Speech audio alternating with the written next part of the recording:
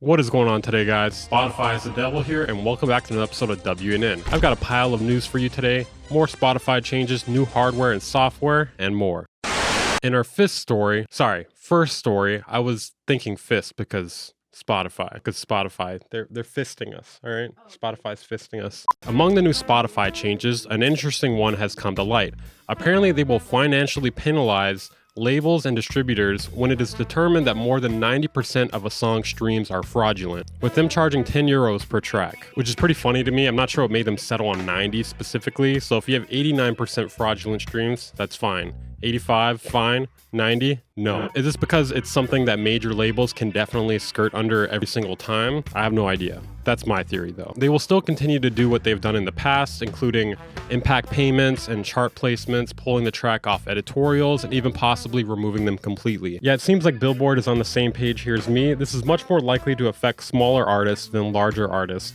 Not that I believe botting plays is a good or smart idea. I personally believe it is a really bad idea just based on how algorithms work on these sort of platforms. Algorithms use real plays to determine where to place a piece of content, whether it's YouTube, Spotify, etc. So it will most likely group you with unrelated content, and that's not going to help you in the long run. It seems like the distributors that charge the least per upload, such as DistroKid, are going to face the most issue with this. It hasn't been stated how they will handle it yet. It could be them taking out of your payment. There's no way they're going to risk it and just eat the cost of people botting streams, especially with how many people use their platform. TuneCore's CEO has stated, "We also have been engaged in a deep dialogue with all our DSP partners, including Spotify, to actively deploy anti-fraud measures that encourage content providers to make the proper investments to actually fight fraud. We are fully aligned with the measures that Spotify is implementing." Nah, there ain't no way. I'm starting to think Spotify is TuneCore. However, DistroKid's founder has taken the opposite stance, paraphrased as saying, "We can't determine if a new client is going to hire a marketing service that's going to bot streams until they've done it. It's like you can't determine if your neighbor is going to commit a crime, and the entity best able to monitor for fraudulent activity is Spotify themselves." In this line of thinking, Spotify would be penalizing distributors for something that they didn't do, can't predict, and can't spot as quickly as the streamer itself. I actually heavily agree with DistroKid here, which is interesting because I don't find myself agreeing with them too often. Quite often, artists will hire someone to market their music, whether it's someone on Fiverr, maybe someone they know through their friend, and then sometimes it'll actually be somebody botting their song while the person will say, "Oh, I'm putting it into my playlist." It happens a lot more often than you think. And Spotify also has the greatest control over this, so it doesn't make sense for the distributors to have to monitor it. It kind of seems like they're just pushing the problem to the side to somebody else because they don't want to deal with it. Anyways, the biggest takeaway here is fuck major labels and fuck Spotify.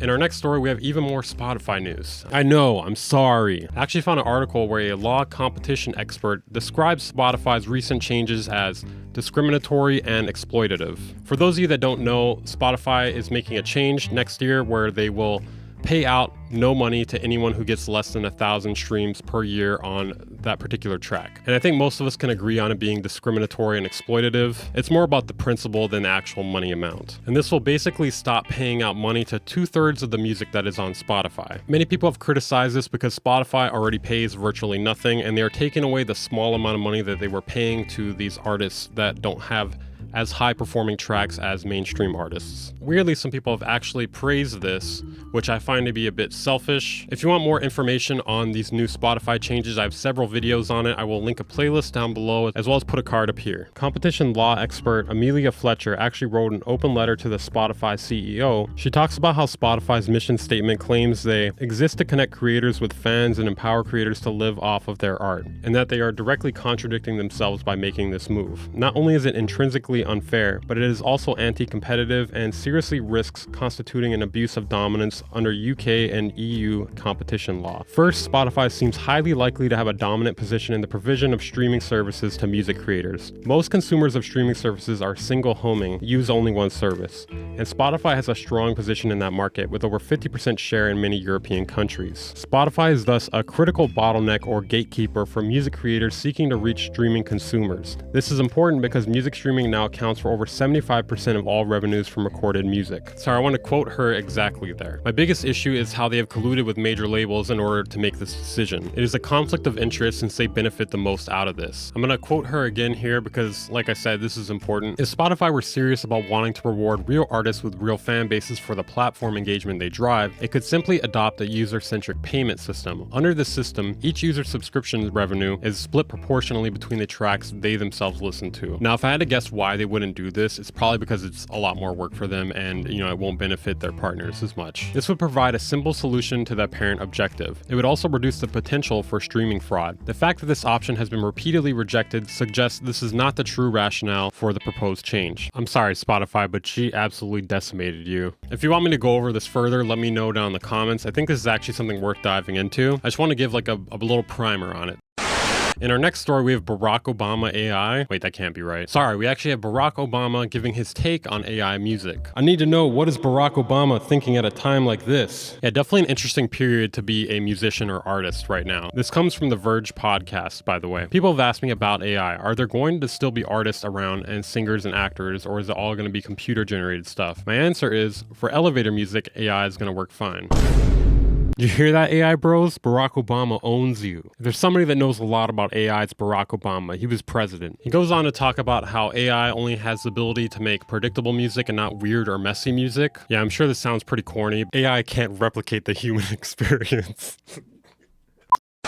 In our next story, Plugin Boutique has a new plugin, and it's not Scalar. It's Scalar EQ. They claim it EQs to the key of your song, which makes sense because frequency is pitch. Whenever you're picking a specific frequency, you are picking a specific pitch. I actually personally use this technique pretty often while mixing and mastering. What is interesting about this plugin though is it does it for you automatically, at least in terms of picking the frequency and the key. It also claims to reduce noise frequencies that are not a part of the key of the song. It also works as a regular parametric EQ with quite a few band types, mid-side, dynamic, and more. In their own words here, dynamically soothe audio by suppressing inharmonic frequencies. So they said the word soothe, so it has to be soothe. I'm assuming they just mean soothe in its own way. I don't think they mean soothe like the plugin. It'll suppress inharmonic frequencies or expand harmonic frequencies using dynamic compression and expansion. They do claim it is the world's first in-key EQ, which I guess is true, but you could always do it manually anyways before this. Maybe a more appropriate term would be first automatically in key EQ. One thing that is interesting about it is how it can detect the key for you. I'm assuming it at least works pretty decently since they also make Scalar. I'm assuming they use a similar or the same engine. They also have what they claim is a proprietary magic shelf. Yeah, magic shelf. Ooh, ah. Boosting a magic shelf in the bass region will make it work harder on the band's mid signal than it does on side information. Yeah, that doesn't really sound too magical to me, and obviously it works in the opposite direction for the highs. I'm not sure how it works with key changes though. If any of you have used it, you're gonna have to let us know down in the comments. The list price is $59 with the sale price at $49.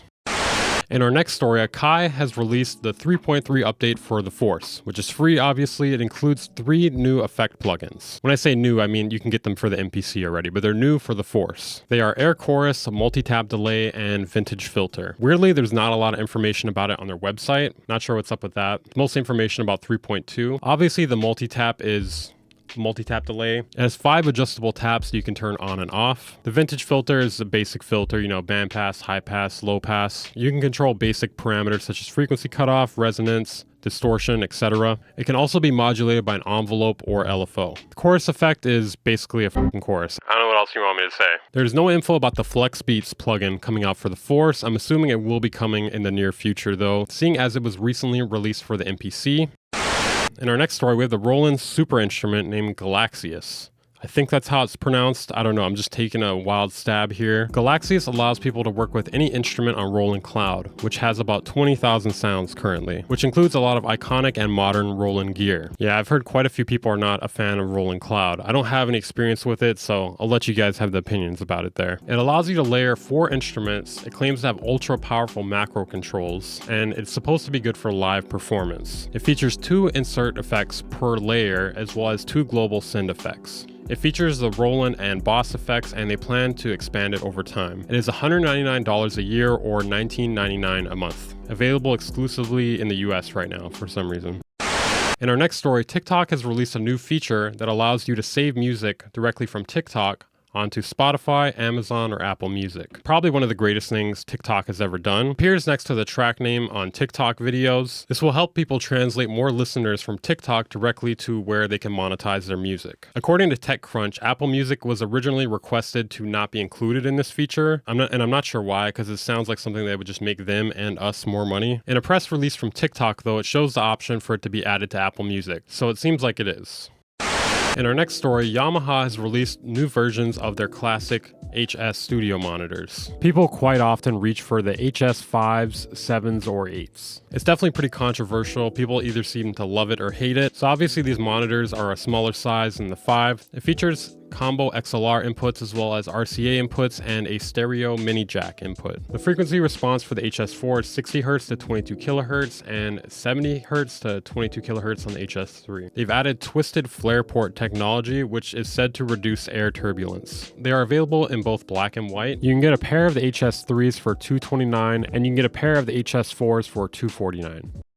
In our last story, YouTube is supposedly going to crack down on AI clones of musicians and artists. I know guys, your Pickle Rick AI memes might be in danger. I turned myself into a pickle, Morty. On second thought, that might actually be a good thing. And I hope this works out better than their copyright claim and strike system, because otherwise people are going to start taking down covers and people copying an artist's vocal tone. They stated in a blog post that they're going to require creators to start labeling AI-generated content that they believe is realistic. In determining whether to grant a removal request, we'll consider factors such as whether content is the subject of news reporting, analysis, or critique of the synthetic vocals. Removal requests will be available to labels or distributors who represent artists participating in YouTube's early AI music experiments. So it seems like it won't be completely in YouTube's control, which I'm not sure is a good or bad thing, because in the past, the copyright system has been completely abused by third-party users. And they experienced no consequence, so we can only hope for the best. Please, for the love of God, hit the like button. Set from Unison Audio is still holding me hostage. That's why they haven't released a plugin in a while. It's because they're busy holding me hostage, and they said I have to. They need people to like my videos. That's what's really happening, guys. I promise. I'll see you guys next time.